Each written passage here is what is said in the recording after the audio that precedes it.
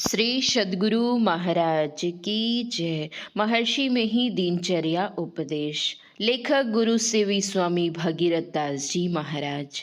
ध्यान योग, सरल योग। प्यारे लोगों, यहाँ 2 दिनों का सत्संग लोगों ने निश्चित किया है। उसी का यह दूसरा दिन है। दिन खत्म होने पर सत्संग नहीं होगा। दूसरी बात यह है कि शब्द साधना कीजिए।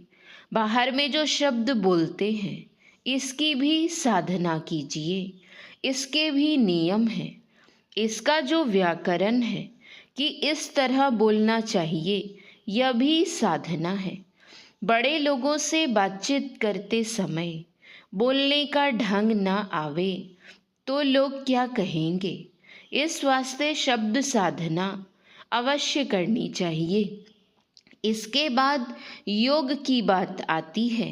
शब्द खोजी मन बस करे, सहज जोग है ये ही। शत शब्द निज सार है, यह तो झूठी दे। संत कबीर साहब सार शब्द का अनुसंधान करके मन को वश में करें। देह नश्वर है। यह देह 5 तत्वों से बनी है।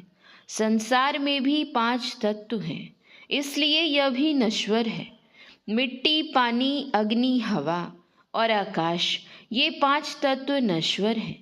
इस देह को पिंड कहते हैं और बाहर के शून्य को ब्रह्मांड कहते हैं।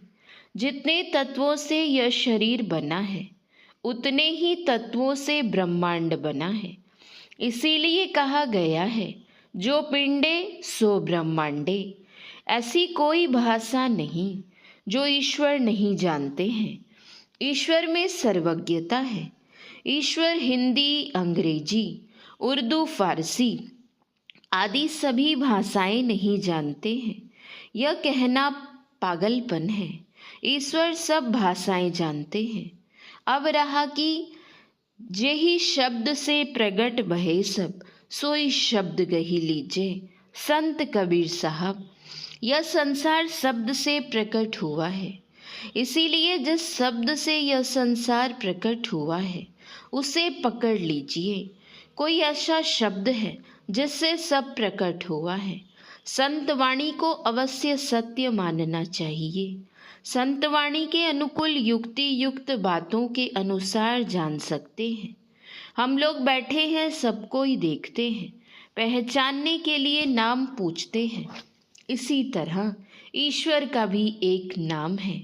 ईश्वर परमात्मा शब्द वर्णात्मक है। शब्द एक ही प्रकार का नहीं होता है। जो वर्णों में लिखा जा सके वह वर्णात्मक शब्द है। ध्वन्यात्मक शब्द को नहीं लिखा जा सकता। वह केवल अंतर के कान से सुना जा सकता है। संत सुंदर दास जी कहते हैं, श्रवण बिना धुनि सुने। इस कान के बिना जो शब्द सुना जाता है वह अंदर का ध्वन्यात्मक शब्द है। वह सूरत से सुना जाता है। कान के ज्ञान से अलग होकर उसे सुने, यह अलग होना महायोग है। यह योग अगर कष्ट साध्य हो तो सबसे नहीं होगा, सरल साध्य हो तो सबसे होगा।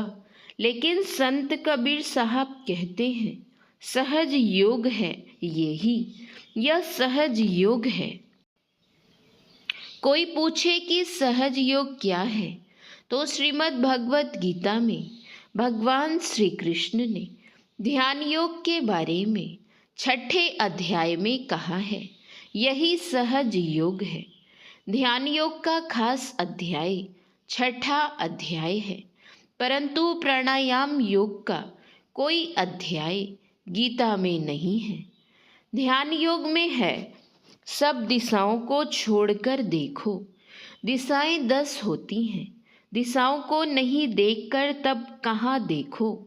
यह गुरु की युक्ति से जाना जाता है। इस पर बहुत कहा जा सकता है, परंतु आज सत्संग समाप्त है। सहज योग ध्यान योग है। यह भगवान श्री कृष्ण ने कहा है।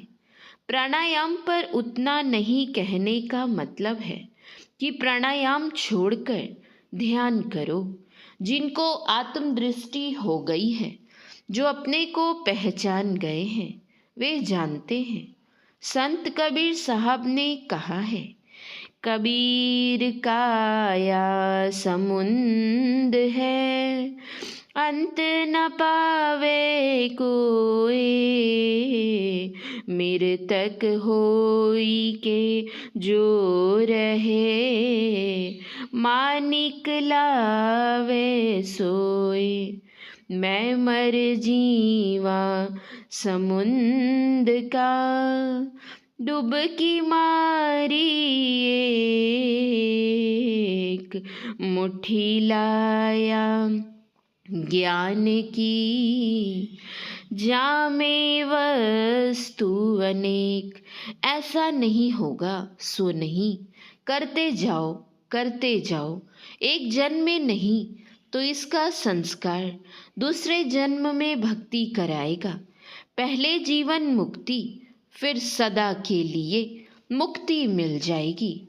श्री सद्गुरु महाराज की जय।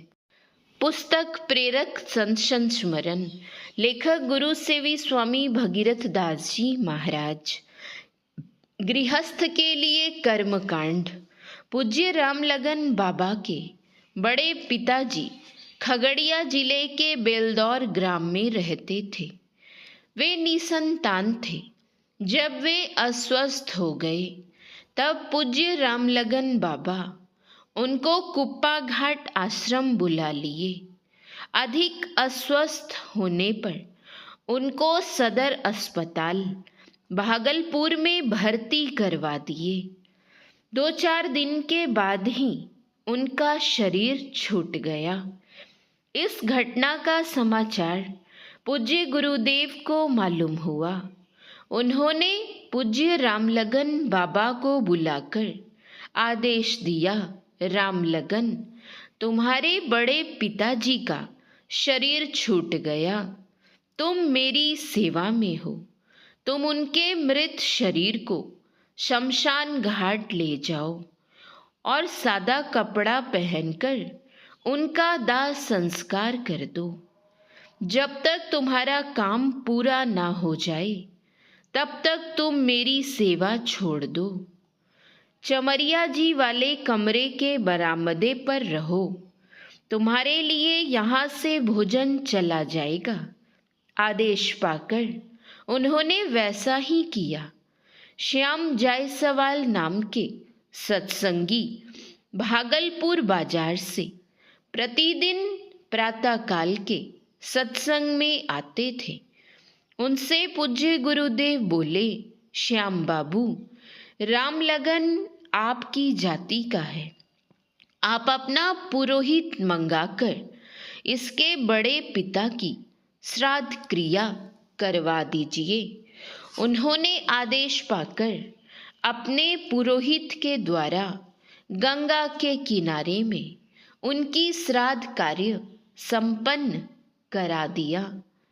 उनके नाम पर आश्रम में भंडारा भी हुआ। यह कार्य कर पूज्य गुरुदेव यह दिखलाए कि गृहस्थाश्रम वाले व्यक्ति को किसी योग्य पंडित के द्वारा श्राद्ध कार्य अवश्य करवाना चाहिए। श्री सद्गुरु महाराज की जय। श्री सद्गुरु महाराज की जय। श्री सद्गुरु महाराज की जय।